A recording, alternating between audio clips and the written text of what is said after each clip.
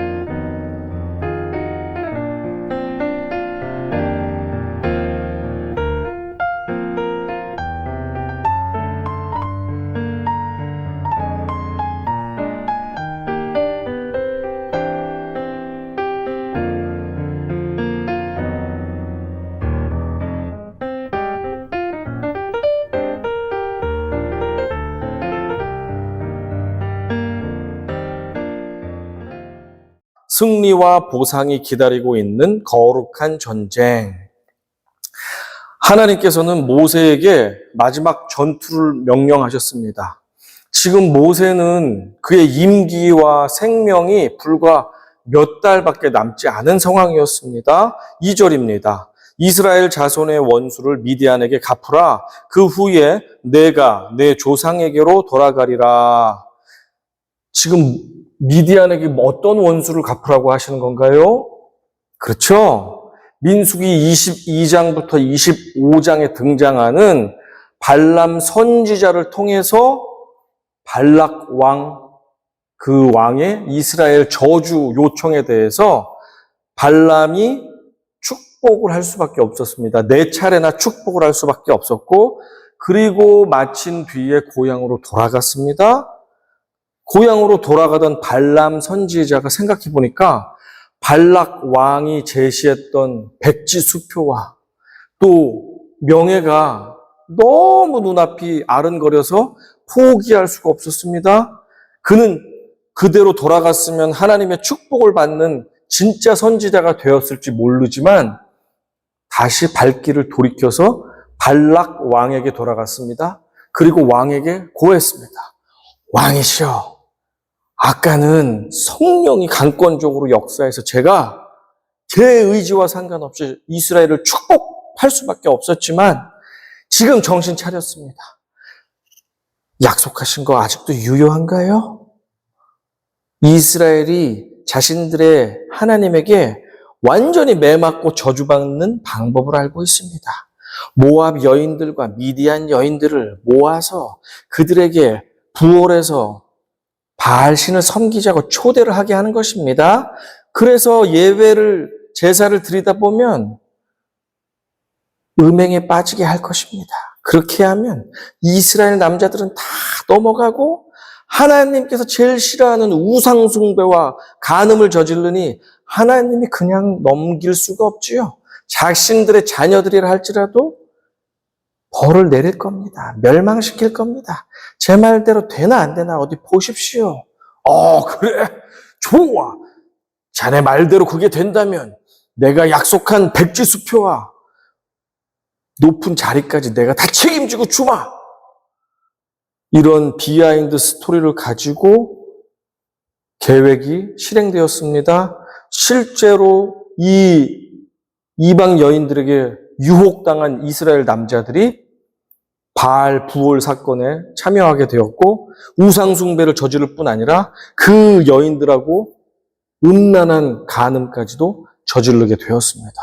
그 일뿐 아니고 시므온 지파의 리더인 시물이라는 리더가 미디안 족속의 리더의 딸인 고스비를 자기네 집까지 데려와서 사람들이 보는 앞에서 간음을 벌입니다. 그것을 하나님의 진노와 질투하심으로 마음에 감동을 받았던 디느하스라는 청년이 창을 들고 그들을 꼬챙이로 꽂아서 동시에 죽여버리면서 하나님의 진노를 표했고 죄가 멈춤으로 말미암아 전염병으로 계속해서 죽어나가고 있었는데 24,000명까지 죽고 전염병이 멈추는 일이 있었습니다. 하나님 아버지께서는 자기의 친자식이든지 원수든지 상관없이 범죄한 자들에 대해서는 반드시 심판하시는 하나님이십니다. 로마서 2장 6절 같이 읽어봅니다. 하나님께서 각 사람에게 그 행한 대로 보응하시되 선을 행하면 칭찬하시고 악을 행하면 심판하시는 것이 하나님이십니다. 아들이라고 해서 봐주는 것이 없습니다. 범죄한 것에 대해서는 아들이든 원수든 상관없이 심판하시는 것이 우리 하나님이십니다. 하나님께서는 아들들까지도 심판하셨는데 아들들을 죄짓게 만든 미디안 족속을 심판하지 않을 이유가 없습니다. 그래서 하나님께서 그 사건 있고 나서 말씀하셨습니다. 민수기 25장 17절과 18절입니다. 같이 읽어봅니다. 미디안인들을 대적하여 그들을 치라. 이는 그들이 속임수로 너희를 대적하되 부올의 일과 미디안 지휘관의 딸 곧 부올의 일로 연병이 일어난 날에 죽임을 당한 그들의 자매 고스비의 사건으로 너희를 유혹하였음이니라. 그렇습니다. 이 사건으로 인해서 하나님은 자녀들도 벌을 내리셨지만 원인 제공한 미디안을 복수하기로 하셨습니다. 심판하기로 하셨습니다. 자, 그래서 모세에게 전쟁 명령을 내리신 것입니다. 모세는 하나님의 명령을 받들어서 각 지파당 1,000명씩 전투 요원들을 차출하였습니다. 그래서 사람들이 모였고 무장하였습니다. 5절입니다. 각 지파에서 1,000명씩 이스라엘 100만 명 중에서 12,000명을 택하여 무장을 시킨지라. 그렇습니다. 실제로 어마어마한 전투력이 있었지만 12,000명만을 선별해서 무장을 시킨 다음에 전투에 참여시켰습니다. 그리고 놀라운 것은 이 전투 대원들 가운데 그 선봉장에는 전쟁을 잘하는 여호수아가 이끈 것이 아닙니다. 아니면 다른 용맹스러운 장군들이 이끈 것이 아닙니다. 누구나 했더니 대제사장의 아들 디느하스, 이 사건이 있었을 때 이 사건을 끝나게 했던 디느하스가 여호와의 언약궤를 끌고 선두에서 이 군대를 이끌고 나가고 있습니다. 이것이 말해주는 것이 무엇입니까? 이 전쟁은 누가 싸운다는 것입니까? 여호와 하나님이 친히 앞장서서 나가서 싸우겠다라는 것을 보여줍니다. 이 전쟁은 Holy War, 거룩한 전쟁, 성전이라고 부를 수 있습니다. 이 거룩한 전쟁이기 때문에 인원이 몇백만, 몇십만이 필요한 것이 아닙니다. 전쟁은 숫자로 하는 것이 아니고 하나님의 전쟁은 여호와 한 분이 모두 물리칠 수 있지 않습니까? 그래서 여호와께서는 단 1000명씩만 각 지파별로 차출을 하여 여호와 하나님께서 앞장서서 전쟁을 하러 나가신 것입니다. 자,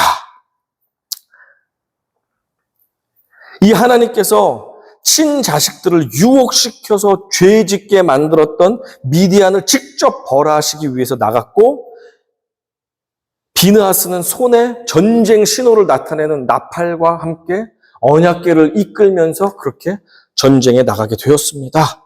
드디어 군인들이 미디안 족속과 전투를 벌입니다. 하나님께서 친히 싸우기 때문에 승리는 당연히 우리의 것이 되었습니다. 전쟁을 통해서 미디안의 남성들은 모두 죽었습니다.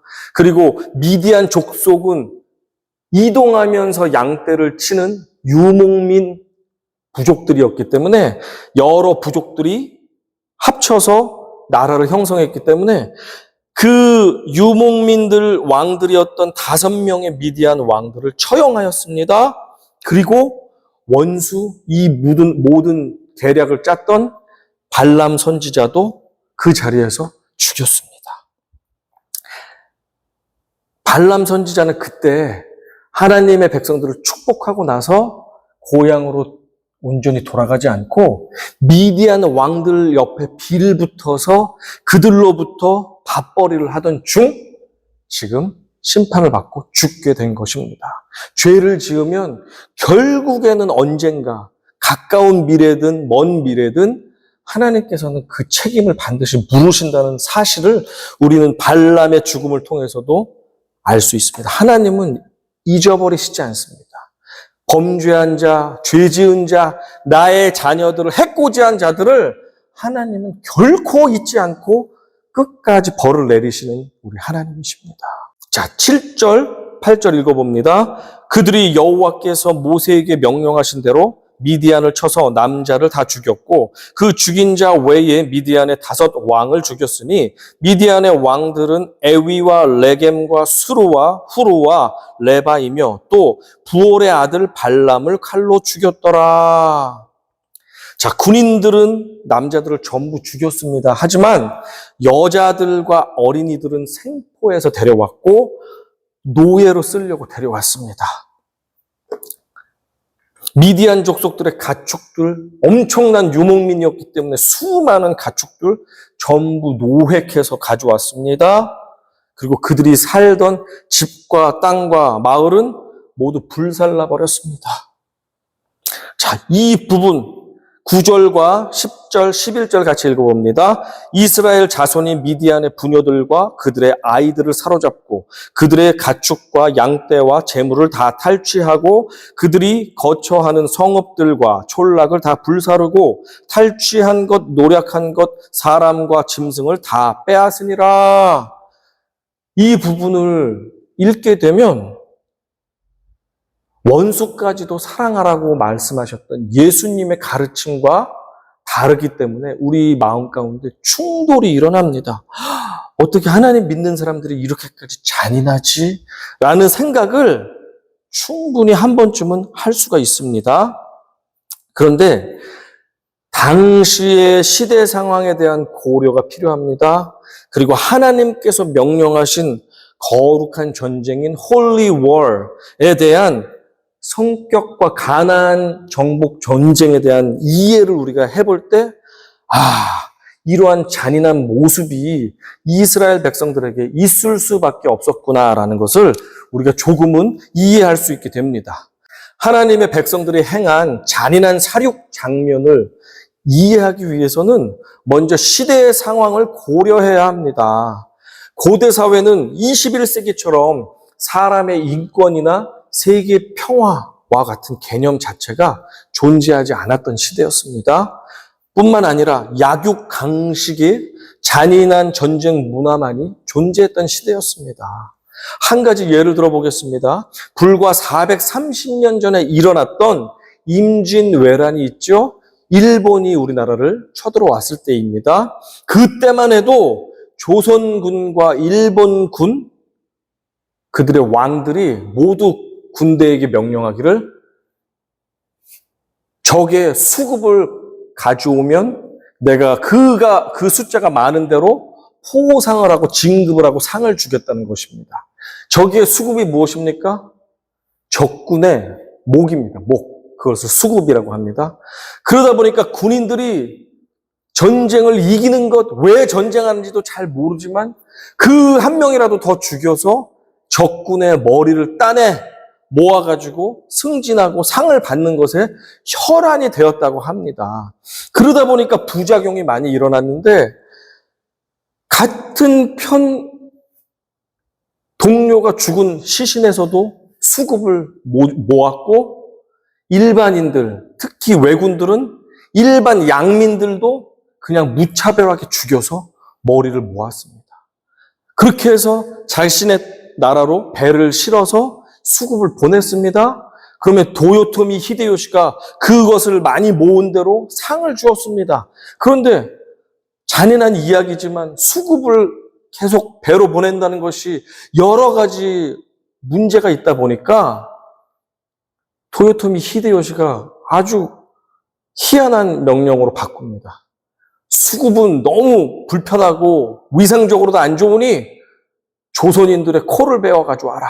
소금에 절여가지고 썩지 않게 해서 나한테 바쳐라!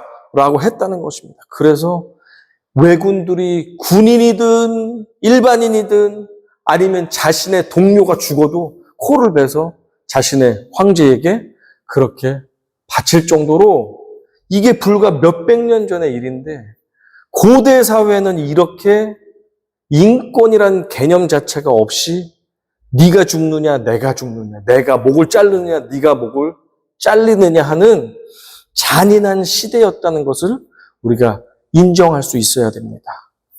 또한 두 번째, 성전의 개념, 특별히 가나안 정복 시대의 성전의 개념에 대해서 우리가 이해할 필요가 있습니다. 하나님께서 친히 싸우시고 명령하시는 성전 홀리 월은 특별히 가나안과 그 근방에 있었던 우상숭배와 음란의 죄악이 가득했던 적들과 싸울 때 그들을 완전히 진멸시키라고 말씀하신 것입니다. 이것은 마치 코비드가 남겨두면 코비드의 바이러스에 걸린 사람을 옆에 두면 우리가 함께 옮기 때문에 격리하는 것과 비슷하게 가나안 땅에 들어가게 될 경우 그 우상숭배와 음란의 문화에 쩌들은 이방인들의 땅을 정복할 때 그들을 남겨두면 결국엔 너희가 그 우상숭배와 음란의 바이러스에 전염될 뿐 아니고 너희가 저들을 전멸시키지 못하면 저들이 너희를 전멸시키고 종이나 노예로 너희들을 평생 그렇게 학대할 것이다. 그러니 너희가 이 거룩한 전쟁은 일시적으로 가나안 정복 시대에 한해서 저들을 전멸시켜라. 그것이 너희의 안전과 너희의 영적인 거룩함을 위해서 필요하다라고 명령을 내렸던 것입니다. 가나안 정복 시대에 특별하게 주어진 명령이 바로 이 명령입니다. 이것을 헤렘이라고 합니다. 완전한 진멸, 완전히 없애버리는 것을 헤렘이라고 하는데 하나님께서는 하나님의 거룩한 전쟁 가운데 헤렘을 명령하신 것입니다. 그래서 이렇게 오늘날 우리가 남녀 평등 시대, 인권의 시대, 그리고 세계의 평화를 외치는 시대에 살고 있기 때문에 우리가 이 고대 사회의 시대, 특별히 가나안 정복 시대의 장면을 보면 잔인합니다. 예수님의 말씀과 대치되는 것 같아서 불편합니다. 하지만 이 당시로서는 이것이 피치 못하게 어쩔 수밖에 없는 상황이었구나. 내가 저들을 가나안 땅의 백성들을 죽이지 않으면 우리가 죽고 우리가 멸종에 이르게 되는 우리가 망하게 되는 시기였기 때문에 하나님께서는 거룩한 전쟁, 특별히 헤렘을 일시적으로 명령하셨구나라고 우리가 이해를 할 때 그 잔인한 장면들이 조금 이해가 될 것입니다. 자, 어떻습니까? 감사하지 않습니까? 우리는 이 출애굽 시대에 살지 않고 가나안 정복 시대에 살지 않고 율법으로 우리를 올가매는 구약 시대에 살지 않고 신약의 은혜의 시대에 살고 있습니다. 우리는 그래서 원수를 이제 진멸하고 멸하는 시대가 아니라 원수를 사랑하고 품어주는 시대, 용납하는 시대, 내가 낮아져야 높아지는 시대, 정말 예수께서 허락하신 구원의 시대에 살고 있습니다. 영적인 아브라함의 후손들이 되어서 하루하루 평화를 누리며 천국을 소망하며 이렇게 살게 된 것이 하나님의 축복이고 고대 우리 신앙의 선배들의 희생이 있었기 때문에 우리가 이 평화를 누린다는 사실에 감사해야 될 것입니다. 자, 이제 전투가 끝났습니다. 군인들은 승전가를 울리며 진영으로 돌아왔습니다. 그들은 사로잡은 미디안 여인들과 아이들, 수도 없이 많은 짐승들과 금, 은, 보화로 되어 있는 전리품들을 가득 가지고 웃음을 가진 채 진영으로 돌아왔습니다. 모세와 지도자들이 진영 밖까지 나가서 그들을 환영합니다. 점점 가까이 오니 기쁩니다. 그런데 모습을 보니 어떻습니까? 모세가 그 다가오는 그 사람들의 모습을 보니 모세의 얼굴이 일그러지고 화가 났습니다. 왜 그렇습니까?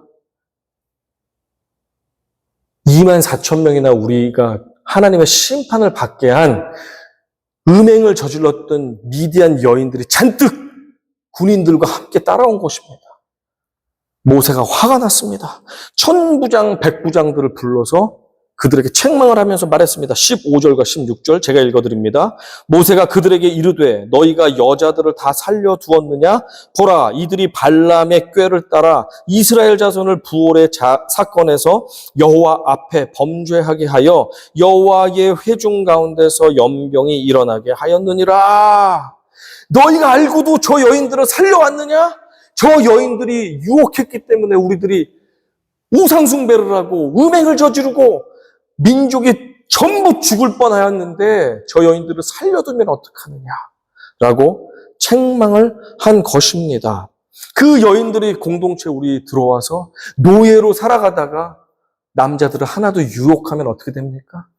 다시 그 유혹에 넘어가서 우상숭배하고 음행을 저지르고 그러면서 이 민족이 하나님의 진노의 심판을 받아서 완전히 지구상에서 사라지는 것은 시간 문제였습니다. 그렇기 때문에 저 남자를 아는 여인들, 정확하게 누가 음행을 저질렀고 안 했는지 이스라엘을 멸망하게 한 주동자가 누군지 모르지만 다 죽여버려라.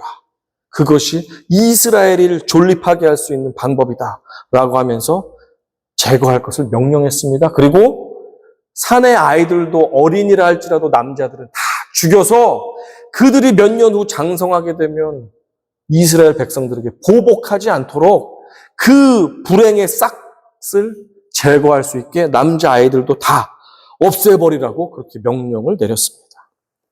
그 다음으로 전쟁터에서 시체와 접촉했던 군인들이 영적으로, 심리적으로, 위생적으로 불결해졌기 때문에 그들은 진 안으로 바로 들어오지 못하고 일주일간 격리하면서 정결 의식을 가진 다음에 진 안으로 들어오도록 명령을 내렸습니다. 이것은 전체 공동체의 안전을 위한 것이었습니다. 23절, 24절 같이 읽어봅니다. 불에 견딜 만한 모든 물건은 불을 지나게 하라. 그리하면 깨끗하려니와 다만 정결하게 하는 물로 그것을 깨끗하게 할 것이며 불에 견디지 못할 모든 것은 물을 지나게 할 것이니라. 너희는 일곱째 날에 옷을 빨아서 깨끗하게 한 후에 진영에 들어올지니라. 자, 마치 우리들이 코비드 바이러스에 감염되었을 때 일주일, 전에는 2주일씩 자가격리하지 않았습니까? 그러면서 집 주위를 막 소독약을 뿌리면서 소독하고 마스크를 쓰고 손 소독제를 바르고 약도 먹고 하면서 우리가 정결하게 하였듯이 수많은 시체와 죽음을 접한 군인들의 영적인 불결함, 그리고 심리적인 트라우마, 그리고 전쟁터에서 옮아올 수 있었던 각종 세균들과 전염병으로부터 위생적인 정결까지도 회복해야지만 공동체에 옮기지 않고 안전할 수가 있었습니다. 그래서 이 정결 절차가 일주일 동안 진행되었고, 이 정결 절차에는 당연히 포로들도 세균을 옮길 수 있고 더럽게 할 수 있잖아요. 탈취물들까지도 정결하게 하는 절차를 밟게 되었습니다. 참 지혜롭고 현명한 판단이었습니다. 전쟁에서 돌아온 군인들의 행렬에는 언약궤와 함께 동행했던 비느하스가 있었고, 금, 은, 보화의 전리품들이 가득 있었고, 셀 수 없이 많은 소와 양떼들이 있었습니다. 그리고 이제 노예로 삼을 소녀들, 그들도 끝없이 따라왔습니다. 특히 전리품의 양이 엄청나게 많았습니다. 여기서 우리들은 하나님 나라의 분배 원칙에 대해서 일부를 엿볼 수 있습니다. 자, 누구보다도 목숨을 걸고 싸움터에 나갔던 군인들의 수고와 헌신과 공로가 가장 크죠? 그렇기 때문에 군인들은 모든 전리품의 절반을 분배받게 되었습니다. 싸움에 나가서 수고한 군인들은 전체 전리품의 절반을 분배받으면서 포상을 받게 되었습니다. 자, 그 이유가 무엇입니까? 고린도 후서 9장 6절에 나와 있습니다. 이것이 곧 적게 심는 자는 적게 거두고 많이 심는 자는 많이 거둔다 하는 말이로다. 하나님 나라를 위해서, 공동체를 위해서 희생하고 애쓰고 수고하고 눈물의 기도와 피땀을 지불하는 사람들이 있습니다. 이 자리에도 있습니다. 그런 분들은 하나님께서 더 많은 것으로 갚아주셔야지 옳죠? 그리고 다른 사람보다 덜 희생하고 덜 수고하고 남들의 노력이 필요할 때 나는 외면하고 고개를 돌렸던 사람들은 적게 받는 것이 옳고 공평합니다. 그렇기 때문에 우리 하나님 나라의 분배는 수고하고 희생한 사람들은 많은 것으로 베풀어 주시고, 수고하고 희생하지 않은 사람은 적은 것으로 공급해 주시는 것을 우리가 보게 됩니다.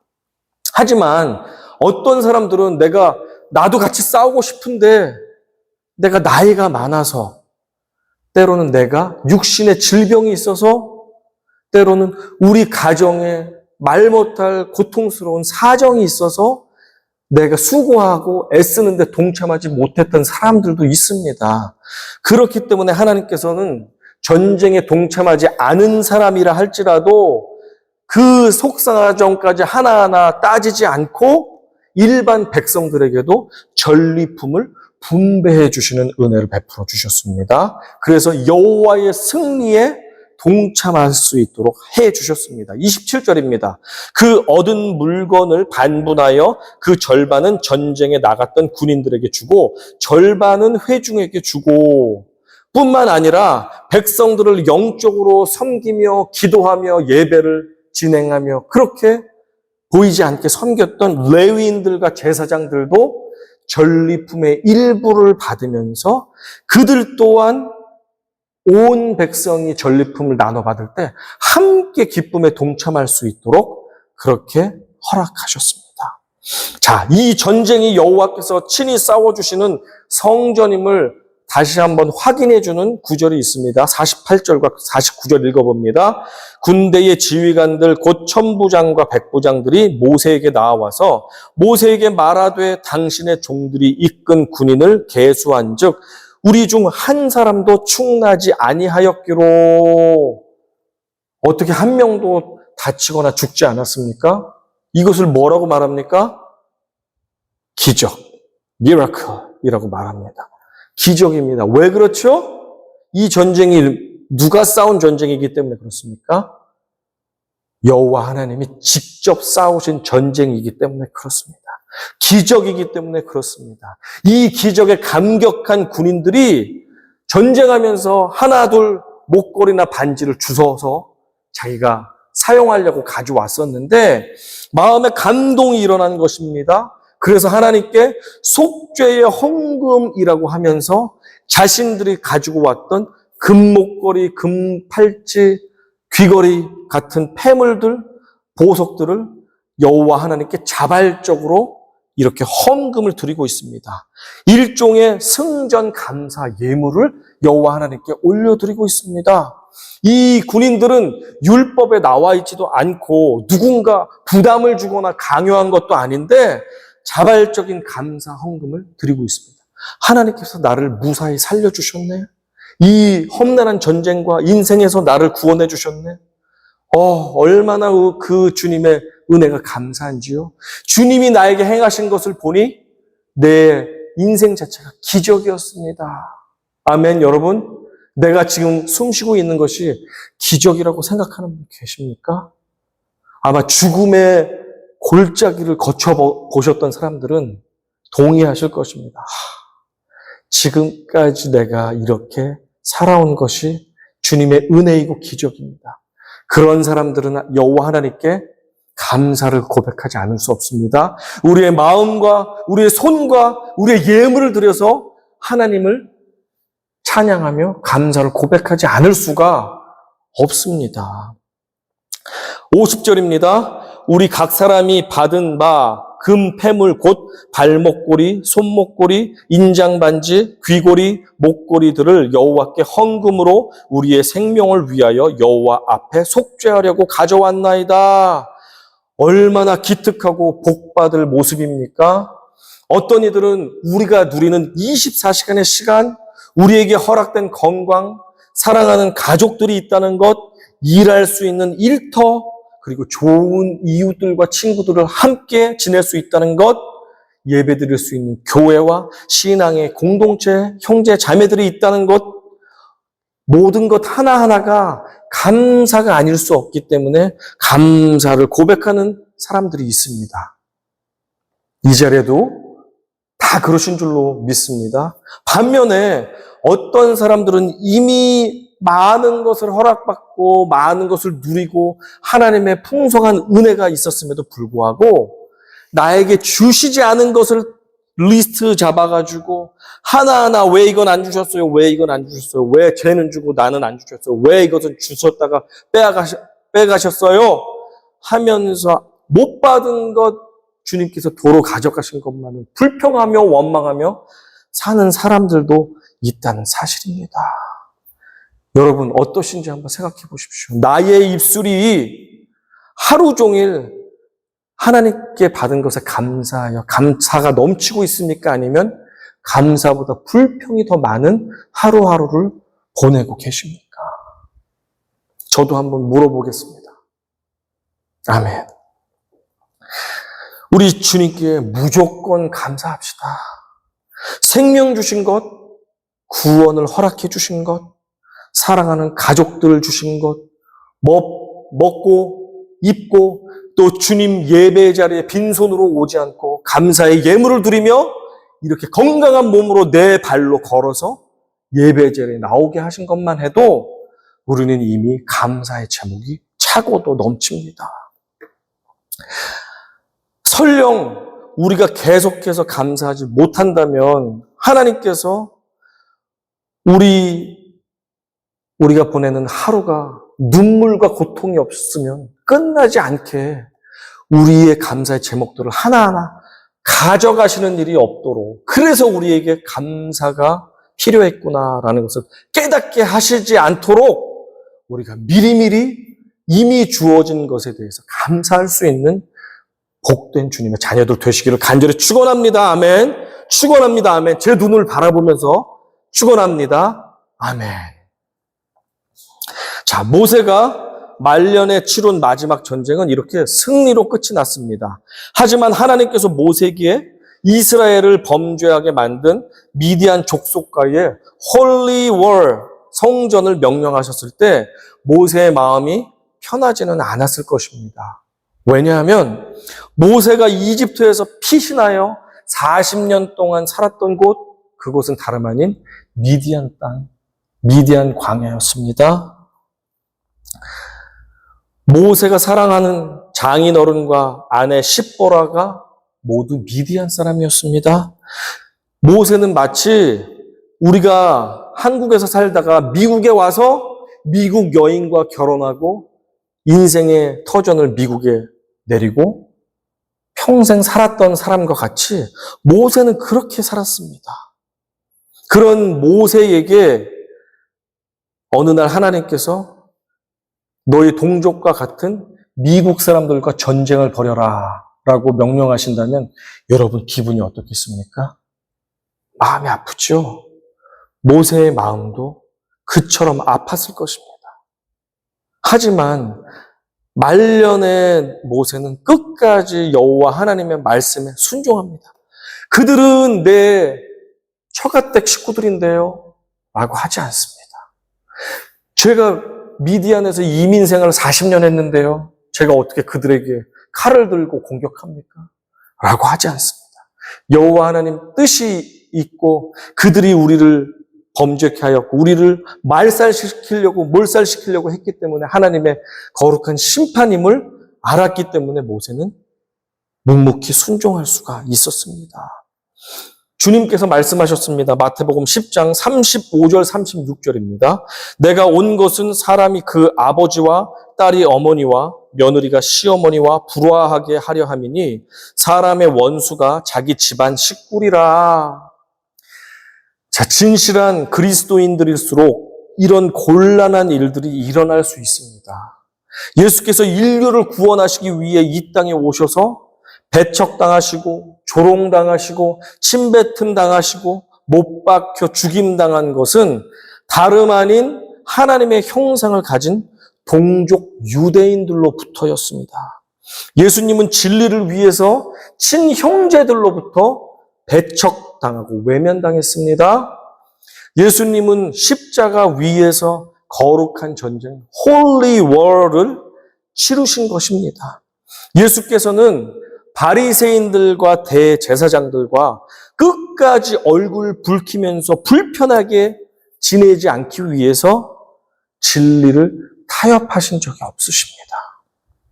그들의 귀에 듣기 좋은 소리만 하셨다면 저와 여러분, 우리 모두는 아직까지도 하나님의 원수가 되어서 영원한 지옥불에 들어갈 수밖에 없었던 존재였음을 우리는 모두 알고 있습니다.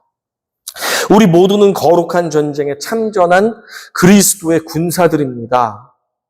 직장과 학교와 세상에 나가면 하나님의 진리를 거스르는 수많은 법들, 하나님을 대적하는 사상들, 우리의 거룩한 신앙을 조롱하는 문화들이 가득합니다. 하지만 우리는 하나님께서 택하신 12,000명의 정예 부대가 되어 하나님의 전신갑주를 오늘도 입고 직장에 출근합니다. 학교에 등교합니다. 공동체와 사회로 나아갑니다. 거룩한 성령의 검을 들고 오늘도 나아가서 눈에 보이지 않는 영적 전쟁을 벌입니다. 귀에 들리지 않는 영적 전쟁과 칼싸움을 하며 영적인 승리를 거두어냅니다. 예수 그리스도께서 저 앞에서 우리를 위해서 친히 싸워주고 계십니다. 주님은 우리를 보호해 주셔서 우리가 다치지 않습니다. 이 홀리 워에 우리가 이번 한 주도 기쁜 마음으로 하나님의 전신갑주를 입고 성령의 검을 들고 나아갑시다. 에베소서 6장 같이 읽어봅니다. 우리의 씨름은 혈과 육을 상대하는 것이 아니요 통치자들과 권세들과 이 어둠의 세상 주관자들과 하늘에 있는 악의 영들을 상대함이라. 그러므로 하나님의 전신갑주를 취하라. 이는 악한 날에 너희가 능히 대적하고 모든 일을 행한 후에 서기 위함이라. 우리의 피 흘리는 전쟁터 위에는 우리의 용사 되신 예수 그리스도께서 우리를 위해서 앞장서서 싸워주고 계십니다. 우리를 보호해주고 계십니다. 또한 우리 또한 하나님의 전신갑주를 입고 성령의 검을 들고 예수 곁에 서서 함께 싸우고 있습니다. 이 전쟁은 반드시 이기기로 하나님께서 약속해 주신 싸움입니다. 우리가 용기 내서 싸우기만 하면 승리는 우리의 것임을 성경을 통해서 분명히 하나님은 약속해 주셨습니다. 때로는 친구들, 동료들, 가족들까지 우리를 대적하고 반대하기도 합니다. 우리의 진리에 대해서, 우리의 거룩한 삶에 대해서 조롱하는 이웃들도 있습니다. 하지만 그들을 바라볼 때 주님의 긍휼을 구하며 그들에게 하나님의 구원의 은혜가 임하기를 간절히 우리가 기도합시다. 하지만 그럼에도 불구하고 우리에게 맡겨주신 거룩한 전쟁을 끝까지 싸워 이겨나가시기를 간절히 축원합니다. 우리의 사명은 전신갑주를 입고 성령의 검을 들고 기도하며 말씀을 가지고 싸워 나가는 것입니다. 그럴 때 결국에는 이 세상에 우리를 감당하지 못하게 우리가 결국엔 하늘의 승리를 가지고 당당하게 이 땅에서 승리한 하나님의 자녀들로 담대히 살아갈 것입니다. 그리고 사랑하는 우리 가족들과 형제들과 믿지 않는 우리의 사람들에게도 그 천국의 승리의 복음을 전해주게 될 날이 속히 올 것입니다. 이 사실을 믿으시고 승리하는 거룩한 전쟁에 동참합시다. 승리와 보상이 기다리고 있는 하나님이 부르시는 거룩한 전쟁에 오늘 함께 이번 한 주 당당하게 나아가서 승리를 얻는 귀한 성도님들 되시기를 간절히 축원합니다. 아멘.